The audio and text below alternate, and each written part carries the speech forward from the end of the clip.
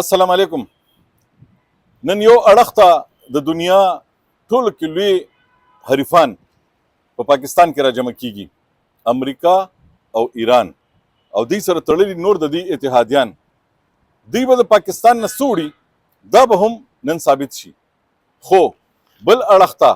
دوه نږدې همسایګان پاکستان او افغانستان د چین کې د 7 ورځې د ناستې نه پس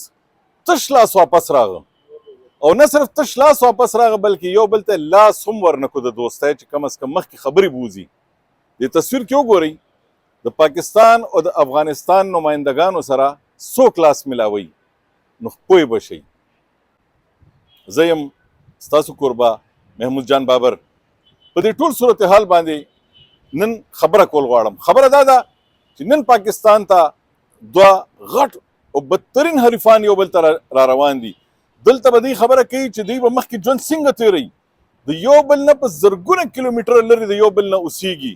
د دوی یو بل سره داسې نزدېکت هم نشته چې د یو بل نه بغیر ژوند نه تیریږي. که یو بل نه بغیر ژوند تیرول شروع کړي نو دومره اثر هم په دواړو باندې نه پروزي. او بل اړخ ته پاکستان او افغانستان چې په هره معامله کې یو بل سره تړلې شوي دي. تاسو وګورئ زمونږ پوله میلاو ده، پوله یو بل سره ګنډلې ده،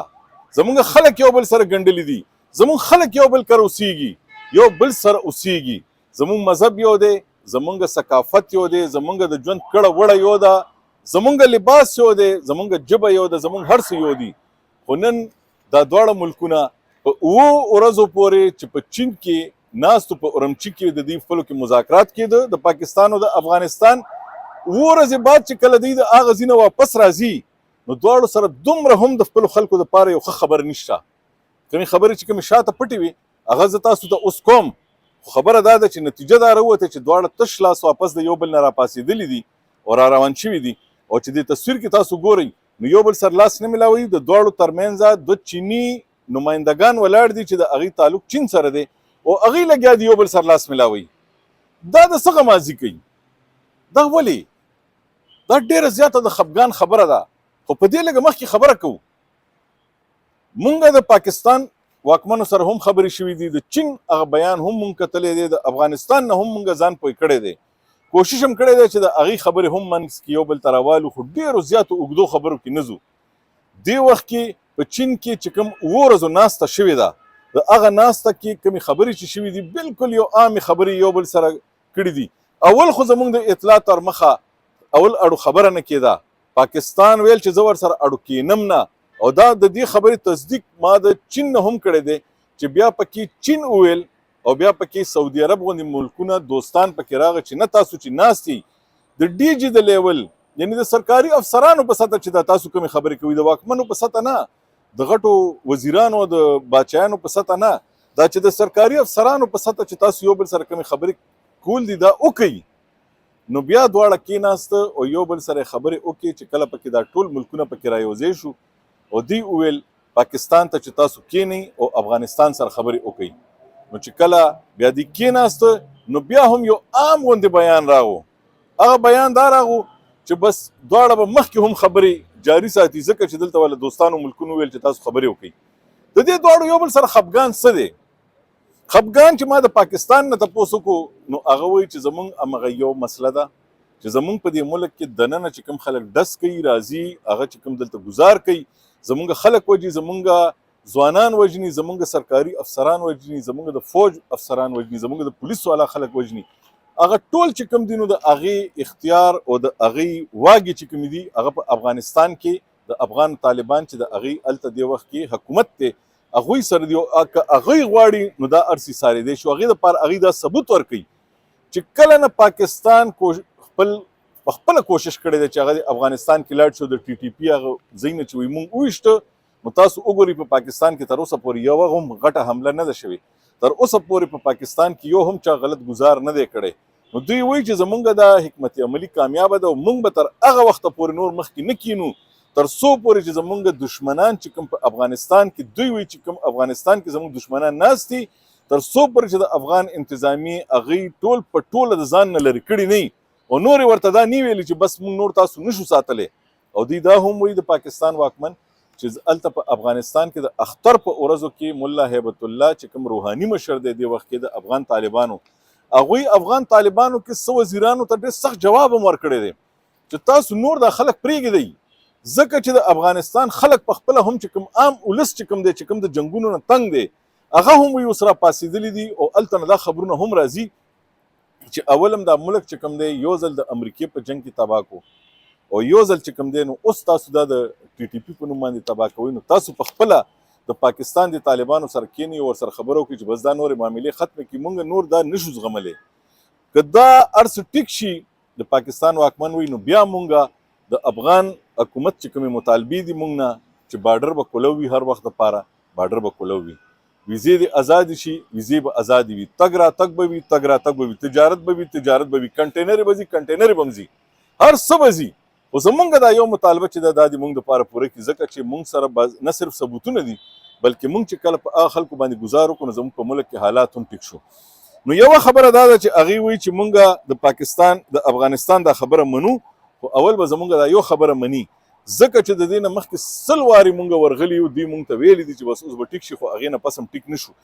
نو دې دپاره پاکستان چې کوم دی نو هغه وایي چې مونږ اوس مخکې به هله ځو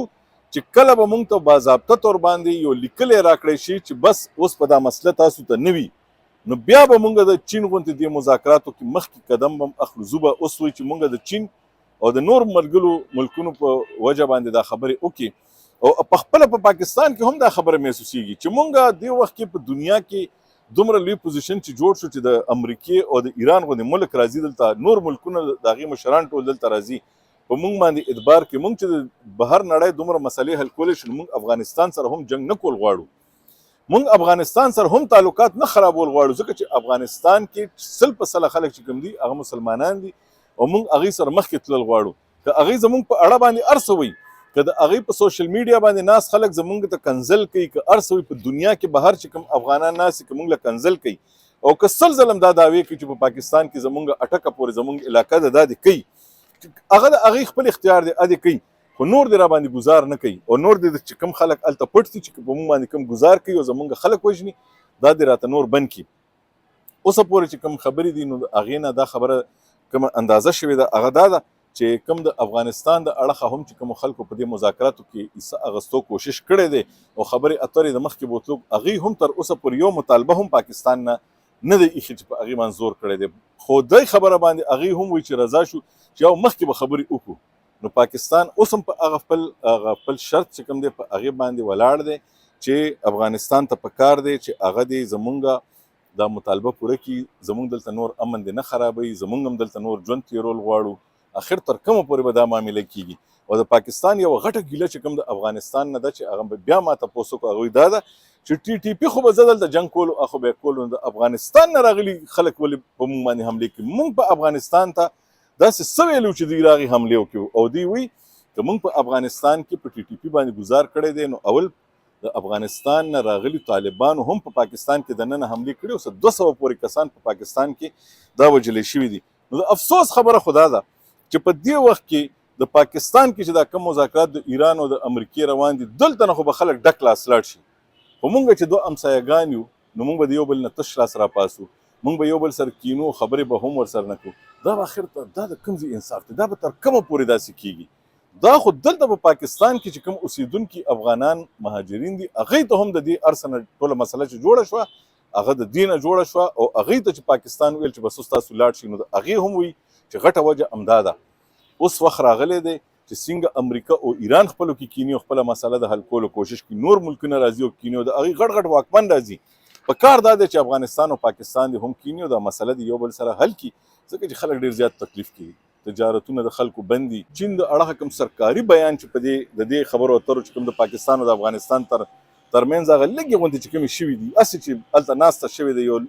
لږ وخت لپاره په دې 7 ورځو کې او لاس یې یو بل سره نه دی میلو کړی په دې اړه چې تاسو د چین هغه بیان وګورئ نو تاسو په خپله پته ولګي چې چین هم پرې زور نه دی روړی چې تاسو بس د دې ځینې حتما یو د لوزنامې سره پاسئ یو اعلان سره پاسئ خو ورله ویل چې خیر دی دا خبرې مخکې جاري وساتئ اوس به دعا کوو چې دا خبرې مخکې وشي او زمونږ دا پولې هم ازادي شي کاروبارونه هم شروع شي د پېښور او د کابل ترمنځ د کاروبار شروع شي د کوټ او د کندهار ترمنځ او د ټول افغانستان سره چې کوم دی چې هلته هم خوشحالي راشي. هلته اوس دې وخت کې 3% خلک چې کوم دي د غریبۍ د کرښې نه لاندې ژوند تېروي.